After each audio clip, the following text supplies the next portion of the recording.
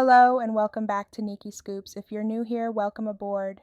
To my returning subscribers, welcome back.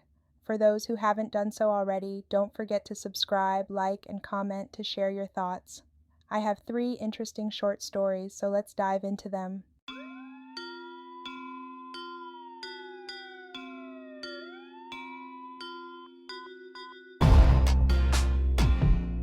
Mother of thieves. I literally wanted to wring her neck. She lied. These are just some of the people who say this woman, Angela Hassan, is a skilled talker. Some lost their homes, others their livelihood, and all say she took their money to the tune of tens of thousands of dollars. Ooh, she probably got me out 100-some plus thousands. Pastor James Hunter met Angela Hassan through his ministry when she started showing up at his Gwinnett County church. Within months, the pastor says she not only had his money, but some of his parishioners too. She used us as a face to get to others that was connected to me. Hassan made a lot of connections through her businesses in Metro Atlanta, including the Dr. Angela Hassan Training Center, Correspond Right Now, and Hassan Second Chance. My wife and I were basically just in tears. 75-year-old Jim Latour says he lost his dream to Hassan when he lost his farm. The farm was located in the Smoky Mountains. He says Hassan said she had her own lending institution and promised him a small business loan, but never delivered, forcing him to sell for cheap to avoid foreclosure. She really knows how to make you believe in her, and she's good at it. She's really, really, really good at it. So good, he says, she almost got him to sign these bogus tax returns, showing him making hundreds of thousands of dollars. And I said, I can't sign these. These aren't real. And she says, oh, don't worry. I'm an enrolling agent with the IRS. Angela Harris says Hassan told her she could help with her nonprofit, Black People United. Instead, Harris says she lost thousands to Hassan. She promised me that I would at least get $7,000 a month from the programs. Have you seen any of that money? Not $1. Give me an estimate for your monthly earnings that you earn. About 60,000. Hassan is now facing 16 theft by deception charges in Clayton County, all related to her Second Chance program. The warrants say she stole more than $38,000 from families looking for eviction help. We met Kansas Williams, a mother of 5 in Jonesboro, as she was getting evicted in September after joining the program off this flyer. You have my money, so why don't they have their money, you know? This woman named Danielle says she too will lose her home after seeing this flyer on Facebook and joining Hassan's Second Chance. You took the money and not even willing to give it back. No contact, I've messaged. How could you do that to me? Cheryl Henderson says Hassan ghosted her too after promising to help with her cleaning business for a $3,000 deposit. Henderson says that killed her business, and now she and her kids are about to be homeless. You ought to be ashamed of yourself for what you're doing to people. You don't know how hard it is out here to survive. We went by the Hassan Second Chance office in Clayton County and found a locked gate. We also went by her former office in Buckhead, where Pastor James Hunter used to hold meetings with Hassan. Don't fool with Angela Hassan. So we tried to get an interview with Angela Hassan, who's right now in the Clayton County Jail. The county says she has yet to be assigned a public defender. Okay, so Sophia, after hearing your story, what's next in the case now? Okay, so Hassan does have a court date. That happens on December 2nd. Of course, we're going to stay on top of this case. More victims, alleged victims, are still contacting us to this day. We'll let you know what happens. And just to hear how it's affected their lives, incredible. I know It has been follow-up. so devastating. Sophia, thank you. Many individuals have lost thousands of dollars and attribute their losses to a woman operating business in the greater Atlanta area. Channel 2's investigative reporter, Sophia Choi, dedicated weeks to examining the woman and the allegations she faces. The investigation into Angela Hassan began when Choi received reports of individuals facing eviction after enrolling in a program known as Hassan's Second Chance. These reports were merely the beginning of a multitude of grievances lodged against her. A mother of thieves, Chris Atkins declared. I literally wanted to wring her neck, Angela Harris admitted. She lied, Cheryl Henderson accused. These individuals are among those who describe Angela Hassan as a persuasive speaker. Some have lost their homes, others their means of living. They all claim she swindled them out of tens of thousands of dollars. She probably cheated me out of over $100,000, Pastor James Hunter stated. He encountered Hassan through his church activities in Gwinnett County, where she began attending his church. Within a few months, the pastor realized she had taken not only his money, but also funds from several of his congregants. Hunter declared that she abused our trust to mislead others linked to us. Hassan forged numerous ties through her businesses in the greater Atlanta region, including the Doctor, Angela Hassan Training Center, Correspond Right Now, and Hassan Second Chance. The experience left my wife and me utterly heartbroken, Jim Latore shared. The elderly man revealed his dream was crushed by Hassan when he was forced to give up his farm. The farm was located in the Smoky Mountains, Latore added.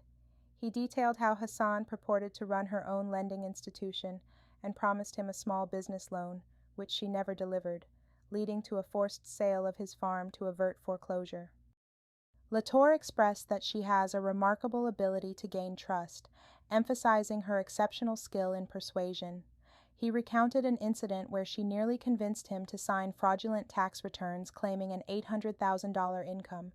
I couldn't sign them. They weren't genuine, he recalled, adding that she reassured him by claiming to be an authorized IRS agent.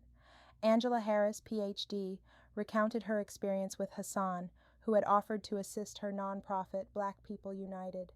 Contrary to her promises, Harris reported substantial financial losses. She assured me of a minimum $7,000 monthly from the programs, Harris stated. When questioned by Choi about receiving any funds, Harris confirmed she hadn't received a single dollar.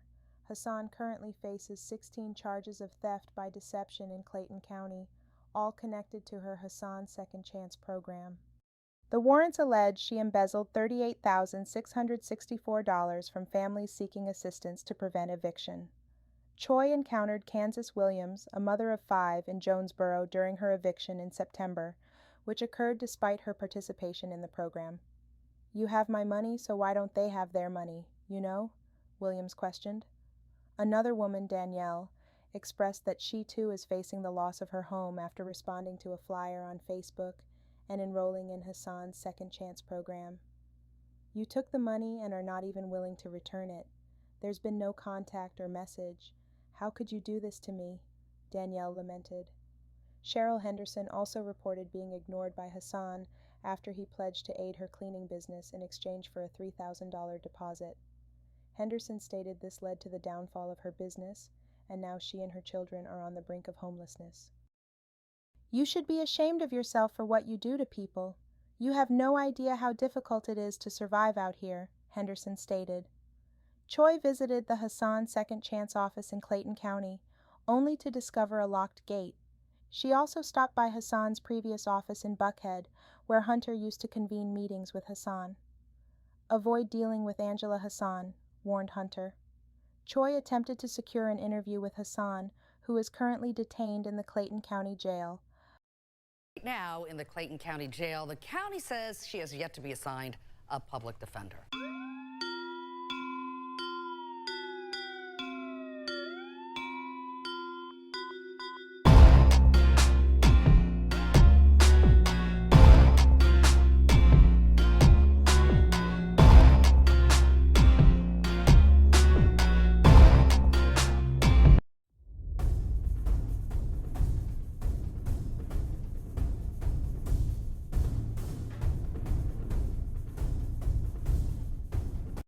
Right now, a former Department of Children and Families employee is behind bars in Highlands County, accused of killing her adoptive daughter in a horrific crime there. Deputies were called to a home in the Sun and Lake of Sebring community just after midnight Friday and found the 13-year-old unresponsive. She died at the scene. Deputies say her adoptive mom, 34-year-old Diane Mack, drove her 4 other kids more than 2 hours to Titusville and back before she called for help. Deputies say the teen was abused, underfed. This morning, the sheriff is calling this one of the most disturbing crime scenes he's encountered in more than 30 years of law enforcement. And this morning, Mack faces charges of murder, kidnapping, child abuse, and destroying evidence. She is being held without bail. Diane Mack, 34, allegedly left her 13-year-old daughter's near-naked corpse for hours in their Florida home before finally calling the cops. When first responders arrived, they found one of the most disturbing crime scenes I've encountered in more than 30 years of law enforcement, Highlands County Sheriff Paul Blackman said. No words of mine can adequately express the horrific reality this child must have endured. Police were summoned to Mack's residence in the Sun and Lake area of Sebring, roughly 2 hours south of Orlando, shortly after midnight on Friday. Upon their arrival, they discovered her daughter deceased. Mack provided conflicting accounts of the events to the police. Initially, she claimed her daughter collapsed on Thursday morning, but later altered her statement, indicating the incident occurred in the afternoon. Regardless, after the girl became unconscious, the mother made the shocking choice to drive her 4 other children to Titusville, which is roughly 2 hours away. When she got back, she finally decided to call the police. When sheriff's deputies walked into the home, they immediately noticed disturbing signs of abuse. Detectives suspect that the homeschooled teenager was mercilessly restrained in the garage of the home, under surveillance by cameras aimed at her cell-like room. The girl was severely starved, with scars and fresh wounds, including bed sores, covering her entire body. Cops say Mack tried to use pool chlorine in the garage to clean it up and hide the horrific conditions where she kept her daughter. Investigations are ongoing to determine the duration of the teen's entrapment. Sheriff Blackman expressed his dismay and horror upon discovering that Mack had previously worked for the Department of Children and Families. She served as a guardian ad litem, a person appointed by the court to protect the interests of children who cannot defend themselves. It is simply beyond belief that someone tasked with the welfare of children could treat their own child in such a way, he said. Witnessing a child being treated in such a manner is not only heart-wrenching but also enraging. The local community was shattered upon learning of the incident, expressing their shock and dismay at the tragedy. Totally shocked, can't believe it, David Mulliken told NBC affiliate WFLA. Mulliken was familiar with most of the children living in the home, yet he seldom saw Mack. I often saw the little girls who lived there riding their bikes up and down the street almost every day, he said. Actually, I haven't seen them doing that recently. I had no idea there was a 13-year-old child in that house. Mulliken spoke with the police on Friday morning when first responders obstructed his driveway. They inquired if neighbors had observed anything unusual about the house. According to Mack's arrest warrant, police allegedly discovered troubling notes around the home, which seemed to have been written by children as a form of punishment.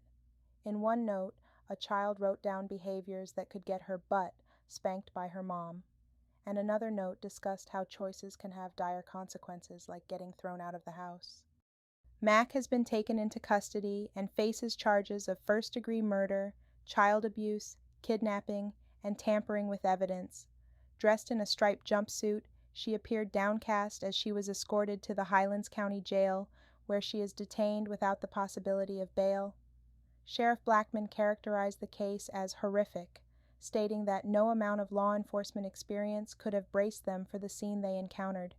He assured, "We will exert all our efforts to ensure justice is served for this child." I'm Sheriff Paul Blackman. I have the sad task today to inform you about what can only be described as a horrific crime that our agency is investigating. Deputies were called to 4015 Bianca Street in the Sun and Lakes of Sebring community at 12:19 a.m. today, Friday, November the 15th. When they arrived, they found a 13-year-old girl unresponsive on the floor next to the front door. She was pronounced dead at the scene by EMS. Her adoptive mother, 34-year-old Diane Natasha Mack, told deputies she had found the girl unresponsive Thursday morning, but later said it was closer to 3 p.m.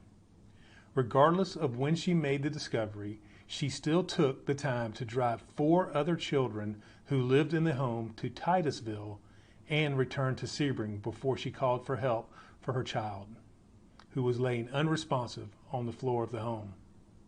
As bad as that is, it only gets worse.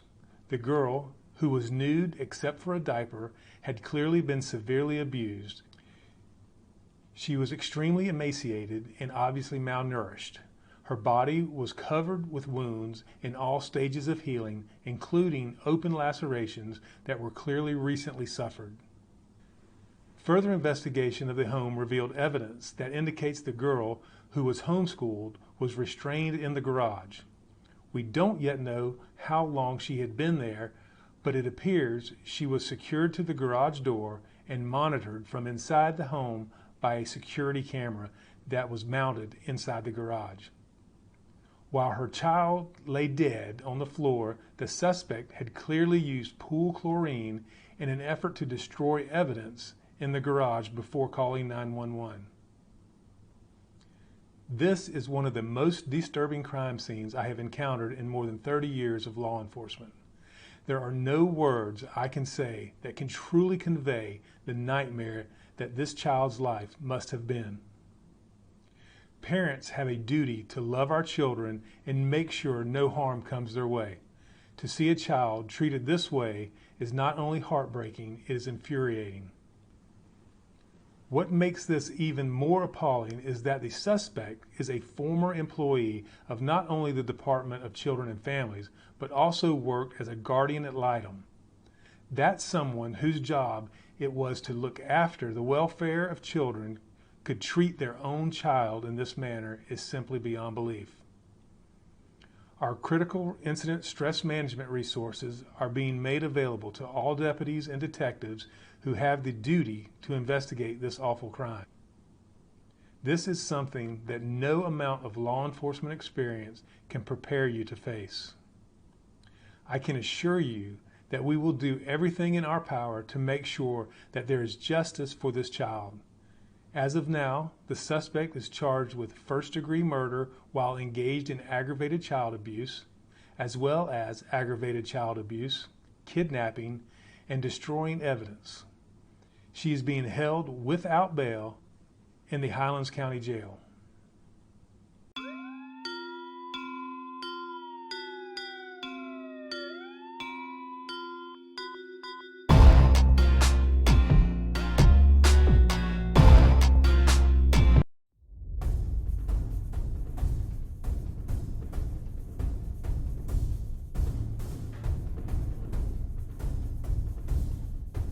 In a strange and violent event in Texas, a 23-year-old woman, identified as A. Pinto, is accused of luring her boyfriend, 24-year-old mechanic E. Munoz, to a secluded field and shooting him multiple times.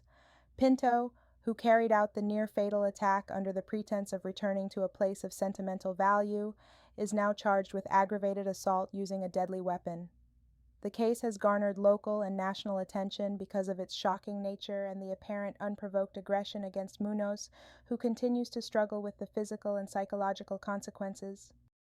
The sequence of events leading to the shooting initiated when a client left his car at Munoz's residence for repairs. This visit unexpectedly led to a dispute between Munoz and Pinto, as it seemed Pinto had different intentions for their day. Pinto got mad and became violent, attacking Munoz and even attempting to kick one of their dogs. Munoz attempted to soothe Pinto, but this only escalated her anger. In a disturbing shift of mood, Pinto began to fondly recall a past enjoyable time in a nearby field where they had watched the sunset together, convincing Munoz to take her there. Upon their arrival at the field, the atmosphere grew tense. Pinto's actions turned unpredictable. She suddenly left the car, dashed down a hill, and oddly asked Munoz to instruct her on deer hunting. As Munoz neared Pinto, filled with concern and confusion, she fired a shot into his chest. The criminal complaint details that Munoz heard Pinto hurling insults at him as she discharged the weapon. Overcome with shock and disbelief, Munoz tried to escape but was met with another gunshot. As he lay on the ground, injured and dazed, Pinto coldly manipulated the situation further by calling someone and falsely claiming Munoz had shot her. Despite sustaining severe injuries, Munoz's survival instincts took over. He pleaded with Pinto to call an ambulance, to which she chillingly replied that she didn't mean to do him like that and had not shot him in the right places. Fearing for his life, Munoz shielded his face to guard against additional gunfire, consequently sustaining a gunshot wound to his hand. Luckily, Munoz persuaded Pinto to assist him in returning to their vehicle, and they proceeded to a nearby gas station. Upon arrival, bystanders quickly stepped in to secure the urgent medical care Munoz required. Subsequently, Pinto was apprehended following a separate disturbance call that uncovered an outstanding warrant for her arrest.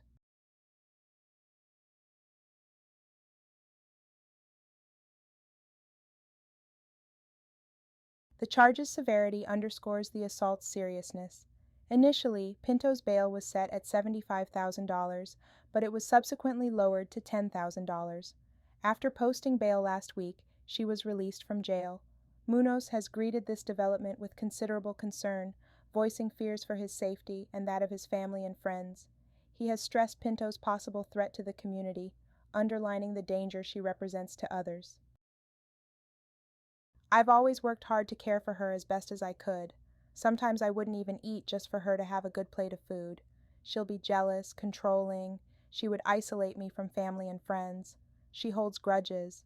She's not just a danger to me or my friends because she knows where several of my friends stay at home, but most importantly, my family.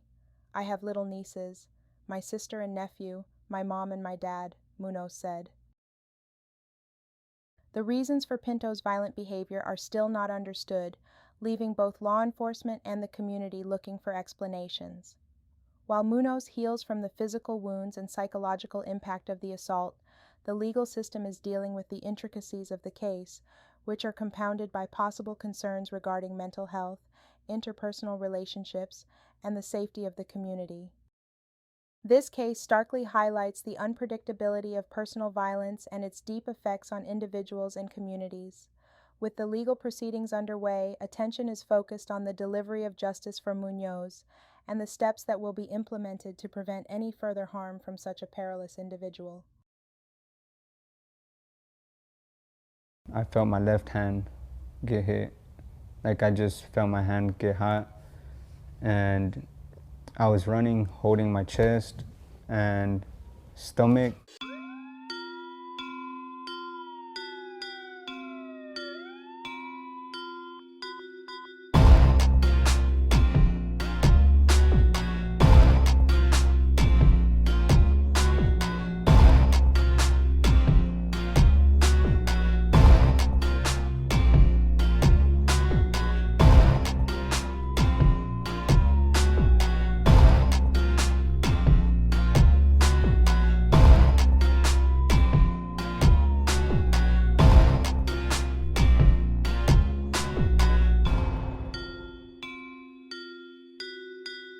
Thank you for watching until the end of my video. Your loyalty as a viewer is greatly appreciated. Please take a moment to share your thoughts in the comment section below on any of these videos. I enjoy interacting with my audience, so don't hesitate to leave a comment. I love to